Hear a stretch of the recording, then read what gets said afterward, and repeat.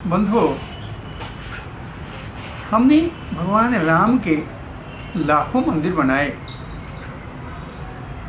राम जी के रामत्व को जानने का प्रयास किया, लेकिन विडंबना ये है कि राम जी के रामत्व को भी सीमित दृष्टि में हमने विचार किया। राम जी का जन्म, राम जी का विवाह और केवल प्रसंग छोड़कर बाकी चीज़ों को हम राम जी के रामत्व से हमने बहुत उपेक्षा की। और ये बहुत ही खेद की बात है कि हम राम जी की लीला भूमि को भूल गए। राम जी ने जीवन में 4 यात्राएं की। यदि हम उनकी यात्राओं को समझ लें तो उनके जीवन संदेश को पूरी तरह से समझा जा सकता है। पिछले 52 वर्षों में भगवान राम की 2 यात्राओं पर शोध हुआ और 290 स्थल अभी चिन्हित किए गए जहाँ श्री राम जी पधारे थे, यानी राम जी के यात्रा स्थल है।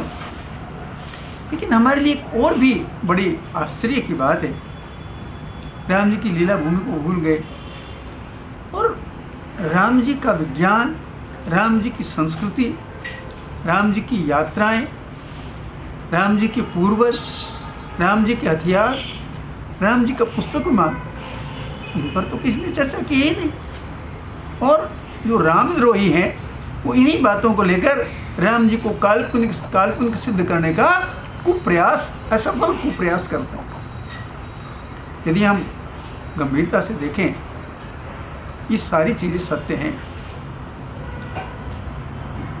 महर्षि भारद्वाज का और महर्षि अगस्त्य के संहिताएं मिली हैं, जिन्हें उस समय विमानों की चर्चा थी, विमान कैसे बनते थे और किस प्रकार चलते थे।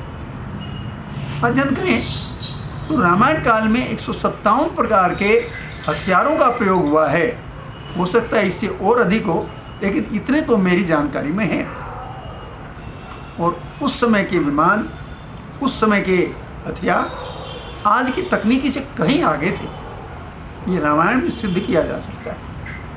इसी तरह आपको पता होगा कि महर्षि वाल्मीकि जी ने नारद जी से गुण पूछे थे अपने नायक के, यानी श्री राम के। वाल्मीकि जी ने 16 गुण पूछे और नारद जी ने 64 गुण बताए। और राम जी के सारे गुण उन 64 की सूची में भी पूरे नहीं होते, और अनेक गुण हैं।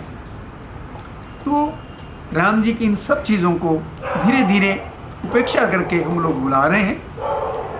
हमारा प्रयास है कि अंतर्राष्ट्रीय श्री राम संग्रहालय बनाए, उसमें सारी चीज़ें दिखाई जा सके।